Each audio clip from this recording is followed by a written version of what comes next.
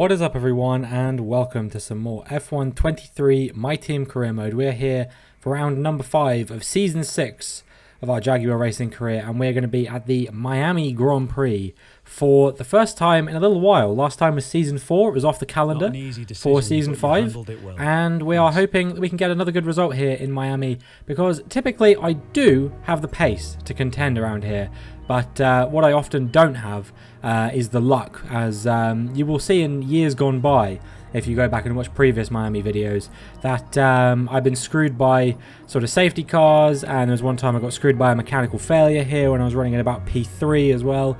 So yeah, not always the greatest run of form here, but we've had a pretty decent comeback into this season, given where we were before China a couple races ago. We had finished outside of the points in the first 2 races. We got the victory in China, and then we got P7 in the sprint in Baku, followed by a P4 in the race, which means that we currently sit 42 points behind Charles Leclerc in the championship, a driver who has yet to finish off the podium this season. Every single race he's been on the podium in some way, shape or form. He had a P3 in Saudi Arabia, I believe it was, followed up with a win in Australia, came second when we led home a 1-2 in China, and then I think it was second again in Azerbaijan. So yeah, Leclerc, my teammate, having a really strong start to the season so far, and I'm hoping that he can continue on that good run of form here in Miami as well. We're going to get through to practice, and well, if you've watched the most recent video that I put out on my channel, which was my my league race video around Australia, you may remember that I said something about how I've been racing on a lot of outdated setups without realising that that was the case, and that's why I've been struggling so much in recent races. And so for that reason, I've recently been going through and updating a lot of my setups, trying to use a few more sort of modern setups, ones that you know, are a little bit better for the current sort of spec of F1 cars. And for that reason, I actually might struggle a bit more initially while I get used to sort of this new style of driving that we're going to have to do. Obviously, I'm used to racing on my previous setups, but yeah, they were hilariously outdated. So yeah, we're going to be getting used to some new setups. Obviously, I did a few laps in practice and stuff like that, and the pace was fairly good, and I actually felt fairly comfortable given that it was a new setup as well. So I think, you know, we could be on for a pretty good result here, and we're going to see what we can do on a fresh set of soft compound tyres. It's a 126.2, sends us top for now, but I don't know if that will be good enough to see us go top overall at the end of Q1. We will see now as we make our way onto our final flying lap of the session. Another fresh set of soft compound tyres, currently running in P6. You can see Tsunoda and Fittipaldi actually having a very good qualifying there. They're going to be comfortably through. And as we make our way around the final corner, it's going to be a 125.4 for us, and that is going to see us through to Q2 in P1. So yeah, a strong result from myself, and hopefully we can keep that run, that momentum going for the next couple of qualifying sessions as well. Charles Leclerc finishing P3, good to see, 125.9 for him. I seem to be quite faster than most people, but a lot of shocks here in Q1, as Russell, Magnussen and Sargent, drivers who I believe all finished in the points last race. Actually, Magnussen DNF'd from the points, but he would have had points otherwise. All out in Q1. Stroll, not too surprising. Deruvala, while he is in a Ferrari, not really able to show the form that you would expect. And Zhou Guanyu just flat out refused to set a lap time. So yeah, he finishes bottom. But I would have guessed it would have been Deruvala if not for Zhou failing to actually set a lap time for whatever reason. But anyway, we make our way onto Q2 now. Used set of tyres to kick things off. It was a pretty scruffy lap from myself, and unsurprisingly, it's only a 126.4, about a second slower than our best lap in Q1. So hopefully on a fresh set of rubber, we can actually hook together a decent lap and get a good lap time. And we're going to need it, because we're currently running in P12. But we're not very far down on Porsche, only about a tenth or so. So I would say we have a pretty good chance of making it through here. All we have to do is improve by a couple tenths, currently up by 7 tenths. As long as I don't bin it in the final corner, we should be alright, and indeed, looks like we're going to make up a couple tenths here as well. So yeah, looks like we're going to be on for another 125.4 as we come up to the line. It is indeed a 125.4, and that should see us through It does indeed in P1 once again. We're going to be taking part in Q3, and hopefully we will have the pace to challenge for pole position. We're looking pretty good here. Still a 10th faster than Verstappen there once again. Leclerc making it through, but only in P9, so hopefully he can take a step forward.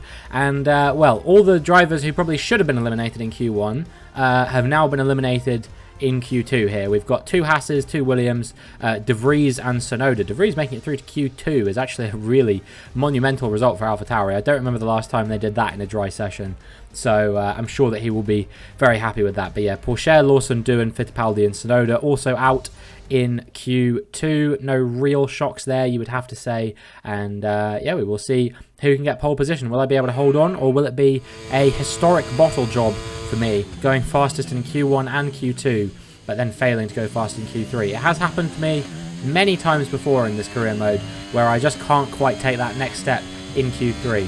On a used set of soft compound tyres, I actually did a very good lap, because I got blocked by Leclerc at the start of the lap, and still managed to set a 1:25.7 on used tyres. So I was thinking to myself, okay, I should be able to set a pretty good lap on the fresh soft compound tyres. We're currently down in P4, but we are quite far ahead of Pierre Gasly, who's on a 1:25.6. So yeah, I was thinking to myself at this point, as long as we can get a good final corner, I think we should still be on for pole position. But it wasn't quite the astounding lap I was expecting it was going to be. Just about a 4/10 improvement, a little bit under 4/10 by the looks of things as we round the final corner. 1:25.3, so it's a minor improvement, but it is nonetheless good enough for pole position. And yeah, very happy with that, hoping we can fight for the win tomorrow in the Grand Prix. And with qualifying complete, let's review our top 3 today. Robinson, Verstappen and Pierre Gasly. Goodbye for now then, but we are really just getting started. Make sure you join us again for Lights Out tomorrow. So, pole position for us. Leclerc could only muster P8, unfortunately. Gasly, again, with a great qualifying. He was 1,000th of a second off of Max Verstappen, who narrowly beat him to P2 there. And Norris, actually, good to see him all the way up here. And we'll see if he can get a good result in the race tomorrow. But we will see if we can convert pole position into the win as we get into the Miami Grand Prix. Welcome to the Miami International Autodrome, home of the Miami Grand Prix. This exciting track circumnavigates the Hard Rock Stadium, home to the NFL outfit, the Miami Dolphins. Sitting at the southeastern coast of Florida, the Miami International Autodrome has 19 corners and 3.36 miles of racing. It's a circuit designed to encourage close racing while meeting the highest safety standards. Either way, I am sure it's one which will please the fans. It's time to take a look at our starting grid for today's race. Robinson lines up on pole position, and Max Verstappen lines up alongside. Moving on to the rest of the grid, we have Gasly, Norris, Perez, Hauger, Ocon, Leclerc, Oscar Piastri, Albon, Teo Pourchaire, Liam Lawson, Doohan, De Vries, Fittipaldi, Russell, Stroll, Magnussen, Sargent, Deruvala, Tsunoda, and Zhou Guanyu. Now, it's almost time for Lights Out, so let's go down to the track. We welcome once again to the commentary box Anthony Davidson. And how do you mentally prepare yourself for the rush of the opening lap? Well, the start of the race is always one of the most nerve-wracking parts. You have to hope that everyone is able to get off to a clean start, and this is possibly the trickiest part of the entire race. So many drivers in such a small space, and finding your braking point into turn 1 as well. It's a testament to the driver's skill that there aren't more incidents. Okay, we've got that relief of having points on the board finally, so let's keep that form up and get another top 10 finish today, please. So I was having a look at the potential strategies here. Initially, I thought to myself, yeah, 13 laps seems good. But then I came to the realization that if someone was going to be on the soft compound tyres, they would probably pit after about 12 laps. Looking at that, so I decided, okay, well, I'm going to pit on lap 12 as well to avoid being undercut by any potential soft compound bandits. And we will see if we can hold on here. I was pretty optimistic about my pace around here. Obviously, got pole position, but this is in fact a race setup, so it should be a pretty decent outing for me, I'm hoping. If we can hold on to the lead, that would be ideal, but a minimum of a podium, I think, for us. Obviously, we don't always have the greatest race pace. It's a brand new setup for me. It's a bit of an unknown how this is going to cope in race trim. I've only done the race strategy program, which you don't have quite as much fuel in that as you have in a full race, obviously. So yeah, it's going to be interesting to see how this race unfolds, how this race develops, and whether we'll be able to get a good result here or not. But we will see what we can do as the lights come on and the lights go out, and we've had a good getaway compared to Max Verstappen, and I think into turn 1 we're going to be very comfortably leading as we make our way through the first corner. It is going to be myself from Verstappen, from Perez. Gasly's fallen down a few positions behind Hauger as well, who's made his way up into P4, and yeah, it's a solid start. Hopefully we can just now continue making our way through the rest of the race without too much of a challenge from Max Verstappen. But unfortunately, it was a quite scruffy opening lap for myself, getting over the curbs quite a lot and quite struggling through those first few corners. Nonetheless, we managed to gap Max Verstappen by about 7 or 8 tenths of a second, but you can see he's burning quite a lot of battery on the run down here.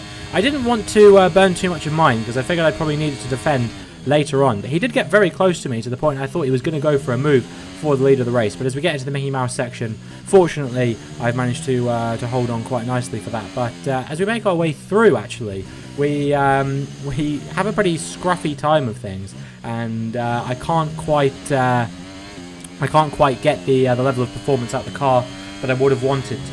But in any case, we held on to the lead, and as we make our way onto lap 3, you can see that the gap to Max Verstappen is hovering around 1 second, and I am marginally faster than these guys through sector 1 as well. So if I can break away from Max Verstappen by a couple of tenths of a second, which I have managed to do, we will be outside of DRS range. So now it's just a case of trying to hold on to the lead for as long as we can. I again have a very scruffy run through the Mickey Mouse section, just struggling to get it hooked up through there, which is surprising because this is a setup that I think prioritises downforce over straight line speed. You'll see that Max Verstappen typically will be a little bit faster than me in that straight line.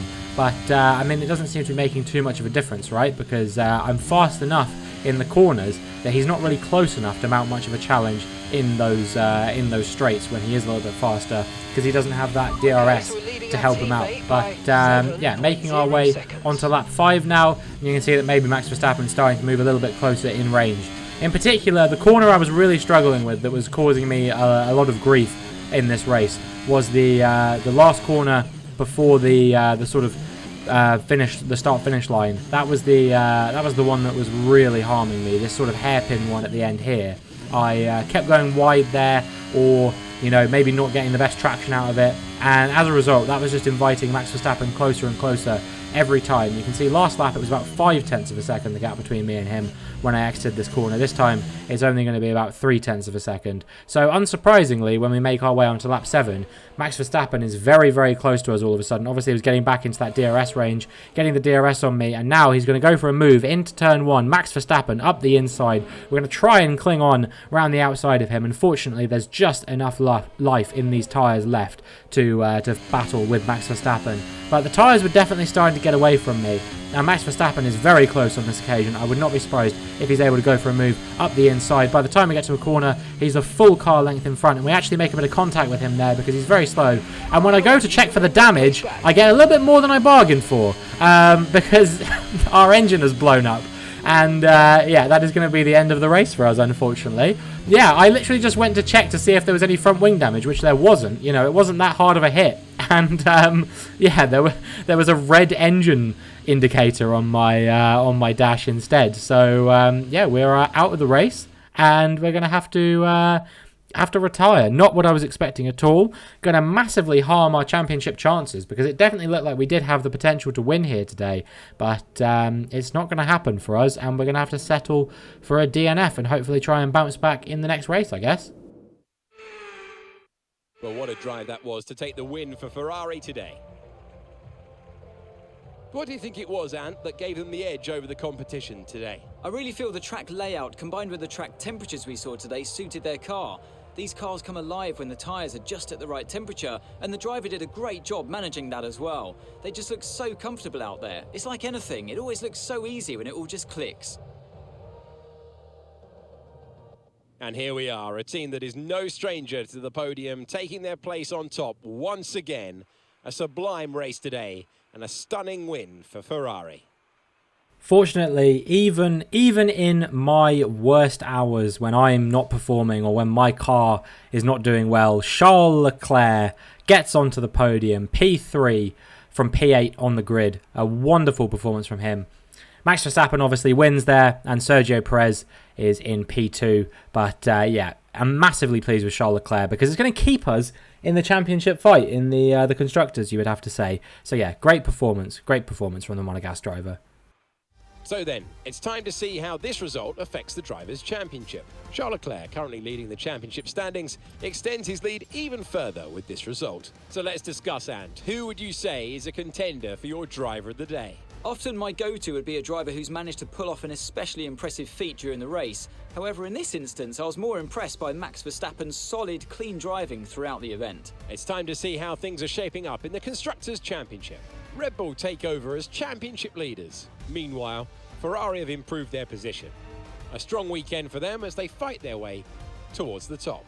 I'm equal parts exhausted and elated with this weekend of Formula One. Be sure to join us for the next one. Well, unfortunately for us, we have dropped to 7th in the Drivers' Championship now. And not only that, but we've also dropped just off the top spot in the Constructors as well. I think George Russell is almost certainly going to win this rivalry. I don't think there's anything I can do about that now. Yeah, we're 1 point behind Red Bull in the Constructors, so I definitely think that is recoverable. Next up is going to be Imola, if I'm not mistaken, as well, which is a circuit that I've had my fair share of good results at. Usually it's down to some kind of divine intervention. I usually get quite lucky with weather or safety cars or something like that. But on this occasion, you know, maybe I won't get so lucky. We'll have to wait and see. Miami, sadly, didn't go so well for us this time. You know, maybe next year we'll be able to bounce back and get a good result here, but not on this occasion. But hopefully this is just a minor setback and we'll be able to continue being competitive in the races that follow from this one. But that is going to be it for this video. If you enjoyed, please make sure you like and subscribe, and hopefully I will see you in the next one.